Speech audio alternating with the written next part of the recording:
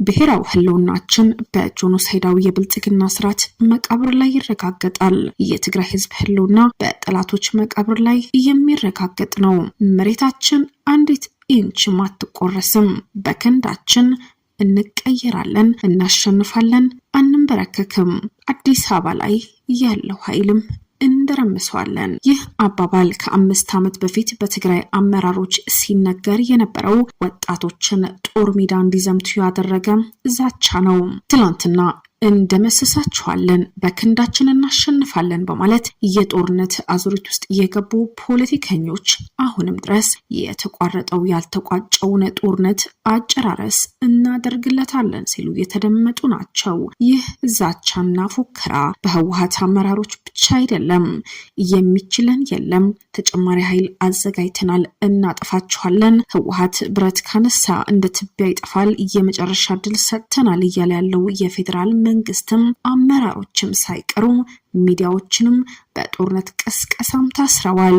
ትላንትና ሲባል የነበረው በዚህ ሰዓት ሳይጨመር ሳይቀነስ እየተደገመ ነው። አዲስ አበባ ያለው ኃይል መቀሌ ገባለው፣ የትግራይ ህዝብን አድናለው ሲል ትግራይ ላይ ያለው አመራር ደግሞ አዲስ አበባ ገብቼ 4 ኪሎ ቆጣጠራለው እያለ ይገኛል። ልክ እንደ ተከታታይ ድራማ ቁጭ ብሎ ትዝብቱን በአግራሞት እያየ ያለው ህዝብም የነዚህ ባለስልጣናት ሽኩቻ ድግግሞሽ እያየ ከማዘን ሌላ አማራጭም አላገኘም።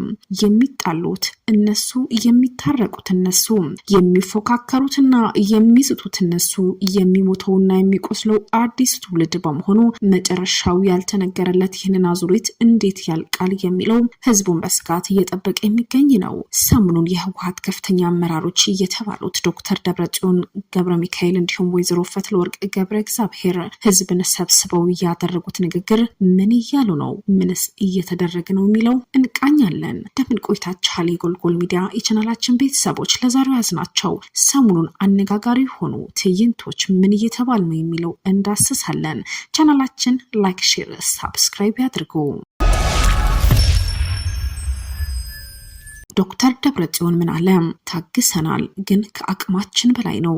ዝም እያለን ማለፍ አንችልም። በቅቶናል። ከፌዴራል መንግስት ማስፈራሪያ እየመጣብን ነው። ማንም ተነስቶ እንዲያስፈራራ አንፈቅድም። ከብልጽግና የሚገኝ ሰላም የለም። ለዚህም ሙሉ ዝግጅት አድርገናል። ብቻችን አይደለንም፣ ጓደኞች አሉን። ኦነግና ፋኖ አዲስ አበባ ለመግባት ጦርነት ላይ ናቸው። ስለዚህ ብቻችን አይደለንም ማለት አይደል? ብልጽግናን ለመጣል ብዙ ኃይሎች ተሰልፈዋል። ስለዚህ ይህንን ስርዓት መጥፋት አለበት። ይህንን ለማድረግም እየሰራን ነው።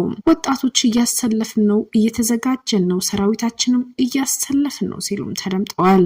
ትግራይ ዙሪያ መለሽ እምቢ እንላለን፣ አገሪቷንም እምቢተኛ እናደርጋታለን፣ የከዱትንም የሚቀመጡበት እንዲያጡ እናደርጋለን፣ አናርፍም ይላል ዶክተር ደብረጽዮን።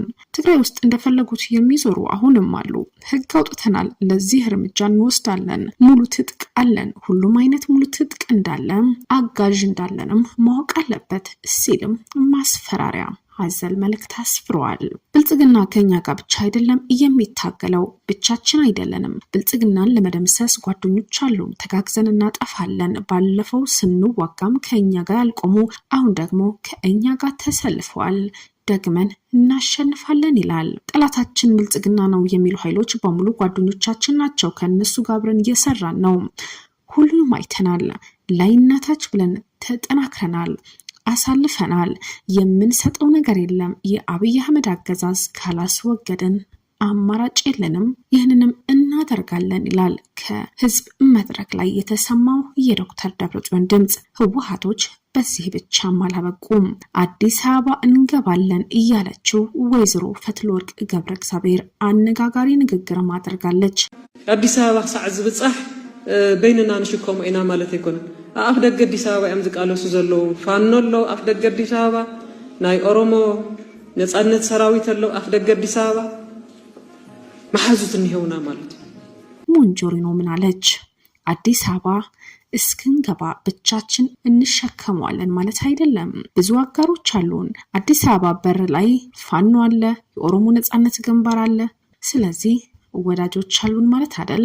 በዓለም ታሪክ ከራሱ ይልቅ ይረዱኛል የሚላቸው ኃይሎች አቅም ተማምኖ ጦርነት ውስጥ ለመግባት የሚወስን ኃይል የህወሓት ኃይል ብቻ መሆኑ እየተነገረለት ባለ ሰዓት ሰሞኑን ሞንጆሪኖ የተናገራችውም ይህንን ይመስላል። ፌዴራሉ ብቻችን አንገጥመውም አይዟችሁ ስትል ነው የተደመጠችው። የፕሪቶሪያው ስምምነት የብልጽግናው መንግስትን ያፈረሰው እየተባለለት በህወሓት ሲወራ፣ እንዲሁም የፌዴራሉ መንግስት የፕሪቶሪያ አግሪመንት ህወሓት አፍርሶታል እያለ አንዱን ሲወነጀል በሚታይበት ሰዓት ሁለቱንም አካላት ፕሪቶሪያው ሳያከብሩ ለዳግም እልቂት ጦርነት የሚደግሱት ከራሳቸው ኃይል ይልቅ ያንዱን ኃይል በመተማመን ጦርነት ሊከፍቱ መሆኑም እየተዘጋጁ ናቸው። ይልቀስ በኤርትራ በሸኔ በፋኖ ተማምነናል ጦርነት እንጀምራለን ያለ ያለው የትግራይ ኃይልና እንዲሁም የትግራይን ኃይል በትልቁ በመያዝ ከባድ ጦርነትና ዛቻ ከፍታለው መቀሌ ገባለው እያለ ያለ ኃይል መጨረሻቸው እንዴት ሊሆን ይችላል የሚልም ስጋት ላይ የደቀነ ነው።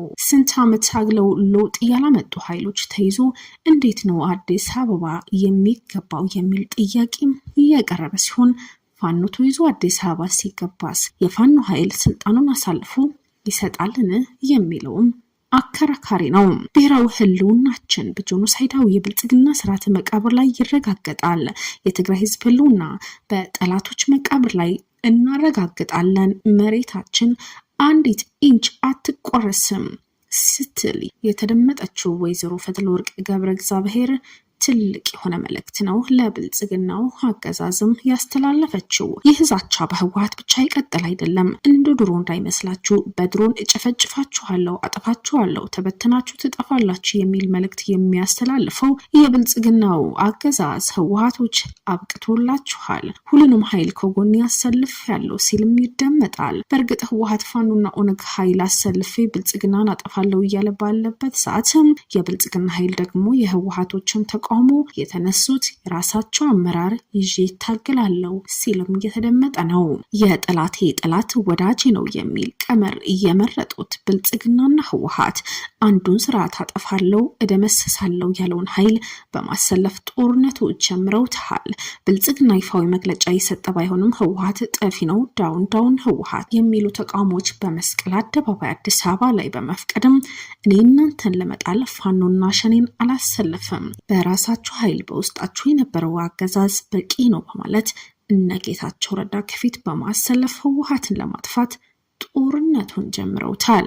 ይህንን ሁሉ እየተመለከተ ያለው በየቦታው ተበትኖ መሄጃ ያጣ የትግራይ ህዝብም ይህንን ጭንቅና ሰቆቃ መቼ ይሁን የሚያቆመው የሚል ተማጽኖ ከፈጣሪ ውጪ ማን ጋር መላክ እንዳለበትም ግራ መገባት ውስጥ የሚገኝ ነው። ወቅታዊ እንዲሁም ሰሞናዊ መረጃዎች፣ ትንታኔዎች ለማግኘት ቻናላችንን ይከታተሉ።